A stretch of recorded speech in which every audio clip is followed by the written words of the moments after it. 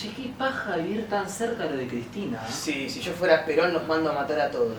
¿Qué decís? Y sí, si no son el verdadero peronismo, estos son todos marxistas. Habría que aniquilarlos a todos como hicimos con Montonero. Yo creo que vos estás dignificando la violencia. El Montonero es rico en peronismo, en la esperanza tenemos que luchar. El Montonero, el pueblo es el camino, pero no muerte socialismo nacional. Somos la sangre de aquellos compañeros, ya derramada que el pueblo no olvidaba. Montoneros y el último proceso militar han sido dos temas analizados hasta el cansancio y se podría argumentar hasta el agobio. Sin embargo, consideramos que sigue siendo indispensable el análisis de estos sujetos, ya que solamente a través del saber es que podremos comprender el horror, que es el primer paso para no repetirlo. Más allá de la responsabilidad directa, tanto del Estado terrorista como de sus ejecutores, se presentan luego, en el periodo postdictatorial, nuevos análisis que permiten ver un actor que no era tomado en cuenta. La sociedad no fue un mero espectador pasivo, sino que a través de la naturalización de la represión, la justificación del orden y la delegación de la violencia a un Estado terrorista, demuestran grados de complicidad difusa. No analizamos solamente los quiebres institucionales, sino las continuidades de la violencia del 73 al 75 que hicieron posible que 1976 sea la crónica de una dictadura anunciada. El grito es peronismo, en la esperanza tenemos que luchar. El montonero, el pueblo es el camino, pero no muerte socialismo nacional. El paso de la confrontación intelectual de Forja a la confrontación militar entre montoneros y el Estado trajo consigo que las relaciones entre ellos queden reducidas a una condición objetal que autoriza al transgresor a destruirlo sin que ningún límite lo detenga. Según Pilar Calveiro, la guerrilla consideraba que respondía a una violencia ya instalada de antemano en la sociedad. Los montoneros afirmaban responder con la lucha armada a la lucha armada que la Revolución Argentina ejercía desde el Estado. Pero por otro lado, y al entender la guerra sucia desde las parafernalias estatales, nos permite encasillar a los grupos guerrilleros en otra etiqueta, que es la del enemigo necesario. También lo dice Mao. Lo primero que el hombre ha de discernir cuando conduce es establecer claramente cuáles son sus amigos y cuáles sus enemigos. Y dedicarse después, esto ya no lo dice Mao, lo digo yo, al amigo todo, al enemigo ni justicia. La liberación o la dependencia fue una de las consignas centrales de la izquierda peronista, altamente influenciada por los escritos de Jauretsch, como el Plan Previch Retorno al Coloniaje. De aquí se pueden desprender varios análisis, pero el más esencial es la dicotomía entre colonizado y colonizador. Si no recuerdo mal, Sartre decía fervientemente que el colonizado no es el semejante del hombre. Los violentos siempre encuentran la legitimación de su accionar negando la humanidad del agredido. Nunca el que padece violencia es considerado por su verdugo como perteneciente a la condición humana. Y para ello, y haciendo alusión a la concepción de Fanon, se requiere un lenguaje zoológico. Cuando el colono quiere describir y encontrar la palabra justa, se refiere constantemente al bestiario. No es necesaria la ley para matar a los animales, y asimismo, los animales no pertenecen al ámbito de la justicidad. Porque en esto no se puede tener dualidades. De esta forma, la propaganda militar acerca del carácter marxista de Montoneros fue una insistencia constante en la extranjerización del movimiento guerrillero peronista. Se trataba de una nueva expresión bolchevique que trataba obstinadamente de dominar a nuestra patria. Caracterizarlos como extranjeros, no argentinos, soldados de ideologías disolventes y ajenas al ser nacional. Los marginaban de las leyes, la justicia, de su condición humana, logrando de este modo abrir el campo de posibilidad de todo exterminio. Hacer del exterminado un no hombre. Y nadie que mate a un ser no humano puede ser castigado por las leyes de los hombres o por la ley de Dios. Recuerdo que Mariana Franco decía, y adelantándose unos años hasta el final del régimen, esas denuncias no consiguieron ser percibidas bajo un estatuto que no fuera el de la sospecha, cuando no la falsedad, o peor aún, la lisa y llana convicción de que eran ciertas, pero la vida de sus sujetos no tenía valor. Desaparecieron subversivos, no personas. Sea desaparecido, no puede tener ningún tratamiento especial. Es una incógnita, es un desaparecido. No tiene entidad, no está. Ni muerto ni vivo, está desaparecido. La identificación de montoneros con un tumor guerrillero bolchevique no es particular del último proceso, sino que estaba presente desde años antes. La definición de la doxa vaga del auténtico peronismo hizo que, con la vuelta de Perón al poder, estalle la competencia entre los múltiples sectores internos que postulaban su propia interpretación del peronismo como legítima y trataban de arrastrar a su líder hacia esa posición.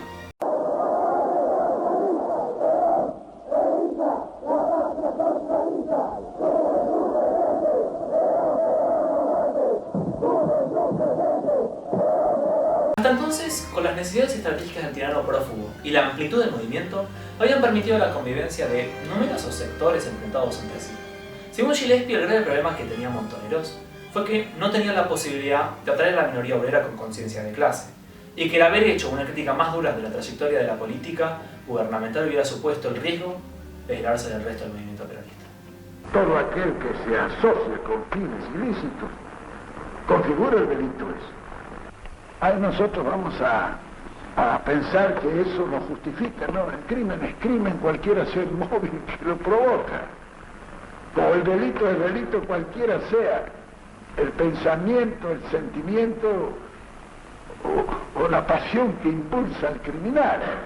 Finalmente, los montoneros recibieron lo peor de ambas partes. Al quedarse sin una cosa y sin la otra, su actitud era demasiado crítica para la jefatura peronista, pero suficientemente firme para la postulación de una genuina política alternativa al peronismo ortodoxo. Somos políticos todos, y sabemos que así que se juegan otros intereses. Muy bien, señores, el que esté con esos intereses se saca la camiseta peronista y se va. Nosotros, por perder un voto, no vamos a ponernos tristes. Pero aquí debe haber una disciplina. Si se pierde esa disciplina, estamos perdidos todos. Sumado a esto, la autoridad del general no alcanzó para disciplinar y contener a estas ramificaciones imberbes, y el conflicto interpartidario comenzó a materializarse con la paulatina expulsión de los sectores juveniles, cuya autoridad, que había servido para la victoria de las urnas del 73, ya carecía de sentido. Es en este enfrentamiento donde, como dice Eliseo Verón y Silvia Sigal, cada sector pretendía apropiarse de la totalidad del verdadero peronismo. Cada uno definía a sus nosotros como el único colectivo posible y calificaba al adversario de traidor o infiltrado. Solo la palabra del líder puede señalar al traidor y diferenciarlo del auténtico peronista.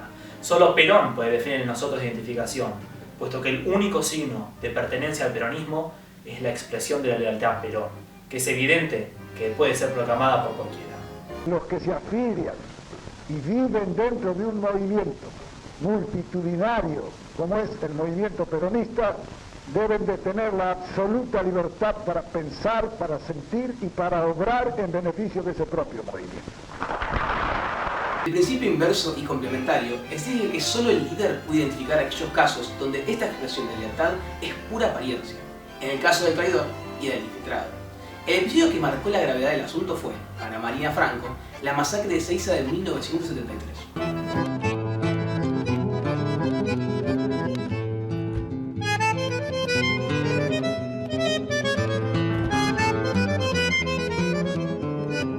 Desde ese cruento suceso que dejó por lo menos 365 heridos y 13 muertos, se habilitó un discurso de depuración partidaria en la intromisión de un cuerpo ajeno dentro del peronismo, que debía ser eliminado. Según Perón, que la guerrilla no siguiese la ley natural, que establece que desaparecidas las causas deben desaparecer sus efectos, llevó, entre el asesinato de Rucci, que era el secretario general de la CGT y el ahijado de Perón, y los atentados contra los locales de la JP sucedidos en el 74 en Tucumán, a que se establezca una noción de un nuevo enemigo, cuyos efectos no hicieron más que aumentar paulatina y sangrientamente. Mientras la escalada represiva seguía su curso, materializada por ejemplo en la Ley de Seguridad, el 6 de noviembre de 1974, el ministro del Interior declaró el estado de sitio, sosteniendo que se trataba de una obligación estatal para erradicar expresiones de una barbarie patológica. La depuración interna del peronismo y la persecución de la subversión a escala nacional pudieron articularse y superponerse en el tiempo, generando una espiral represiva sin precedentes por el grado de apoyo político y social que encontraron, y porque ofrecieron la estructura consensual para que el proceso de derrumbe del gobierno fuera canalizado luego por un golpe de Estado militar. Hemos prometido a la nación combatir la subversión hasta su aniquilamiento. La población no solo era concebida como un lugar de difusión de las ideas subversivas y de captación de sectores e individuos que debían conjurarse por distintos medios, entre los que sobresalían la acción psicológica y la acción cívica, sino que se la convocaba a ser partícipe en la erradicación de la subversión. El miedo fue una construcción social que abonó productivamente la convicción represiva como salida redentora. Según Cole y Robin, ignorar la naturaleza política del sentimiento del miedo social permite tratar al objeto que lo genera como un enemigo irreductible y frente a él no deja otra opción que su eliminación o contención. Era en la propia sociedad donde encontraba rasgos previos que estuvieron entre las condiciones que hicieron que esa desmesurada propuesta autoritaria encontrara eco y por lo menos consentimiento. No alcanzaba con la acción del régimen. Hubo una sociedad que se patrulló a sí misma. Fueron capos a los que, asumiendo los valores de su negado agresor, no pocas veces los vimos yendo más allá de lo que este autoritario régimen demandaba por su propia cuenta, en la escuela, el trabajo o las instituciones. Si el régimen soltaba los lobos a la sociedad, se debía reconocer que esos lobos ya estaban ahí y en la nueva situación podían sentirse tácitamente autorizados para ejercer sus violencias cotidianas. Pero hemos prometido a la nación ganar la paz, que no es negociar la paz, es ganar la paz para ofrecer al pueblo argentino una paz que merezca ser vivida, como la merece el pueblo argentino. Hechos piltrafa y extraviando el rumbo, ha muerto en soledad el genocida.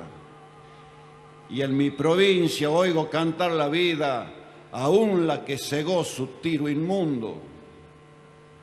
Pudo sortear la cárcel de los hombres, mas no los cepos de la hedionda tumba, allá donde el delirio se derrumba y perece el poder y sus horrores. Pido a la tierra que se vuelva yerma y expanda sobre el túmulo un invierno, que no fecunde sus gérmenes el cieno porque le niegue el sol su luz eterna. El genocida va llevando sucia gloria. Lo han de juzgar ahora nuestros muertos que habitan el altar de la memoria.